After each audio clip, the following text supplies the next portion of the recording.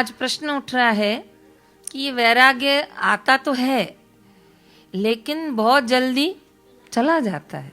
ऐसा क्या किया जाए कि ये वैराग्य स्थायी हो? जयराम जी की वैराग्य स्थायी नहीं होता। जैसे पता चलता है कि संसार में अपना कोई नहीं है, लेकिन जब सगा भाई थोड़ा सा रुख बदलता है और कहता है कि बहना बार बार तू इधर ना आए, अपने घर रहे तो अच्छा, तो पूरी रात बहन रोती है कि मुझे भाई ने कहा कि इधर नहीं आया कर ज्यादा, इधर नहीं आया कर ज्यादा। तो फिर इसको बुरा लेना चाहिए कि अच्छा लेना चाहिए? अच्छा लेना चाहिए। तो कभी हो सकता है ये अपने बच्चों से भी आपको मिल सकता है। ये संसार है। कई बार तो ये पड़ोसियों से मिलता है, रिश्तेदारों से मिलता है, और कई बार तो मैंने देखा किसी किसी के माता पिता से भी उनकी लेन देन अच्छी नहीं होती। तो ये वैराग्य बढ़ता है। एक बार गुरुदेव के दर्शन करने गई थी जोधपुर, भाग्य से भीतर जाने का अवसर मिला था। कोई समिति के 2 सदस्य मेरे साथ थे। उस समय मुझे भी किसी ने धोखा दिया था, तो बड़ा मुझे भी उस समय संसार में कोई सार नहीं। बापू की कृपा है, सुमरण तो रहता है, पर कुछ ढील हो गई होगी तो कान पकड़ लिया होगा मेरा। तो जिसने धोखा दिया मैं पक्का करके गई थी कि आज बापूजी से अगर बात होगी तो मैं पूरी बात बापूजी को आज बता दूंगी कि बापूजी देखो कैसा किया है। तो बापूजी उस दिन बहुत ही मौज में थे, बाहर आए थे, और उन दोनों से बात हुई। फिर मेरे पास आए और बोले और बोलो रेखा, कहाँ प्रोग्राम, कहाँ सत्संग? तो मैंने बताया जी स्वामी जी यहाँ पूरे हुए और यहाँ आगे जाएंगे, और बोल। तो मैंने कहा बापू मुझे न एक व्यक्ति ने बहुत धोखा दिया है। इतना ही बोली तो बापू ऐसे ही हंस पड़े जैसे आप मेरे पे हंस रहे हैं। आप हंस लो, कोई बात नहीं, समय होता है सबका। फिर हंस रहे हो? ओह अच्छी बात है, चलिए। तो बापूजी भी हंस पड़े। तो मैं तो दुखी थी और स्वामी जी हंस रहे थे। तो स्वामी हंसते हुए बोले भगवान करे 4-5 और मिले।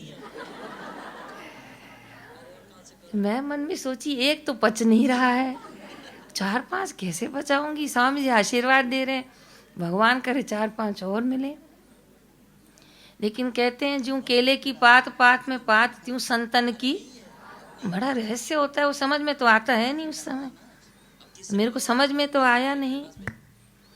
तो बापूजी ने ऐसा कहा तो मैं चुप हो गई एकदम।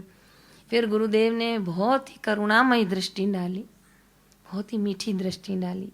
जो ब्रह्मज्ञानी संतों के दृष्टि में आनंद होता है, वो हृदय को स्पर्श किया। और बापू ने कहा कि जो काम धोखा करता है वो काम कोई और नहीं कर सकता। संसारियों के लिए धोखा श्राप होगा, पर अभ्यासु, जिज्ञासु और भगवान के मार्ग पर चलने वालों के लिए धोखा वरदान होता है। जयराम जी की। जो उसको संसार से कोई नहीं तोड़ सकता ना, वो उसको धोखा तोड़ देता है। तब वो किसको प्राप्त होता है? वैराग्य को। मैं बड़ौदा गई थी सत्संग करने, एक बहन बहुत परेशान होकर बता रही थी कि मेरे पति गुजर गए हैं कुछ समय पहले, बेटा विदेश में था, तो उसके अंतिम संस्कार के कारण एक दिन पति का शव रखा था। फिर बेटा आया, अग्नि संस्कार किया, एक ही बेटा था उनका। 20-22 दिन रहा, पर हमारी जो शादी का बहन थी उसकी मन की स्थिति बहुत व्यथित थी। 25 साल 30 साल जिसके साथ रहो बड़ा दुख होता है, लेकिन गुरु कृपा थी, वो अपना मन सत्संग में लगाने की कोशिश कर रही थी, लेकिन मन बहुत व्यथित था उसका। तो इस बीच में उसके बेटों ने कहा कि माँ इन कागज़ों पे साइन कर दो, ज़रूरी है, बैंक में जमा करने हैं, पिताजी के अकाउंट के हैं। तो माँ ने भी ना आर देखा ना पार, जो साइन करवाई वो कर दिया। बनी घटना सुना रही हूँ। और कुछ दिन बाद उनका मन थोड़ा ठीक हुआ, उन्होंने घर पे अनुष्ठान शुरू किया, फिर आश्रम जाने लगी, थोड़ी सेवा में हिल मिल गई तो मन लगा, नहीं तो भजन भी उनसे नहीं हो पा रहा था उस समय। फिर सेवा में मन लगाया तो 3-6 महीने में उनका मन कुछ स्थिर हुआ। फिर 6 महीने बाद वो अपने कागज बैंक के सब चेक करने लगी, तो पता चला कि उनके पति के 20 लाख रुपए थे, और जब वो चेक करने गई तो मात्र उसमें 2 लाख थे। तो उन्होंने पूरा डिटेल निकलवाया तो बताया कि 18 लाख उनके बेटे ने अपने अकाउंट में शिफ्ट कर दिए। तो उन्होंने उनको फ़ोन लगाया विदेश में कि तुमने 18 लाख अपने अकाउंट में शिफ्ट किए हैं? तो कहा हाँ। तो कहा पूछा नहीं, बोला नहीं? तो कहा पूछ के बोल के क्या करूं, 2 लाख पड़े तो हैं। तो उनकी माँ ने कहा पर तुम्हारे पिताजी ने मेरे लिए 20 लाख रखे थे, तुम निकालो तो सही, तो मेरे को बोलो, पूछो तो सही। तो कहा पूछ रही हो तो बोल तो रहा हूं। तो ऐसा जवाब सुनकर वो चुप हो गई, और आखिरी में लड़के ने बोला जब 2 लाख पूरा हो जाए अब तब फोन करना, पहले 2 तो खत्म करो, दूसरों के लिए आप बोल रहे हैं, पहले ही पूरा कीजिए। तो वो इतनी व्यथित हो गई थी जो उस प्रसंग को उन्होंने मुझे भी सुनाया, लेकिन वो लास्ट में मुझे बोली ये प्रसंग मेरे लिए वरदान बना, क्योंकि बोले मैं हर आशा रामायण के पीछे अपने बेटे का नाम जोड़ती थी, हर माला के पीछे अपने बेटे का नाम जोड़ती थी, हर बड़ दादा के फेरे के पीछे अपने बेटे का नाम जोड़ती थी।